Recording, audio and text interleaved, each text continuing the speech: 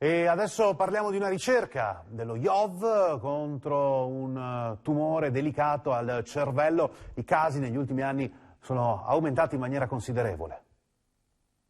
Glioblastoma, in Veneto 100 nuovi casi all'anno, un trend di incidenza dell'1,5%, una forma rara di tumore al cervello, fino a qualche anno fa sconosciuta, oggi più che mai, visto l'aumento dei casi e l'abbassamento dell'età media, sotto la lente l'ingrandimento dei ricercatori dello IOV Padovano, terzo centro di oncologia medica d'Italia. Proprio questo percorso di studi viene ora finanziato con un contributo di 190.000 euro, parte ricavati dal 5 per 1000 Pro IOV, buona parte dalla Fondazione Celeghin Onlus. Cercare di mappare il più possibile le caratteristiche di base del tumore per riuscire poi appunto a correlarle con il risultato in termini di risposta di sopravvivenza. L'appoggio della Fondazione arriva da un'esperienza personale della Presidente Annalisa Celeghin. Abbiamo perso papà Giovanni Celeghin e questo è stato il motore di tutta questa cosa. Lo IOV in particolar modo, papà è stato curato e quindi ha un valore molto, molto più forte. A breve i primi 70 pazienti potranno essere inseriti in questo percorso di ricerca. 70 pazienti ai quali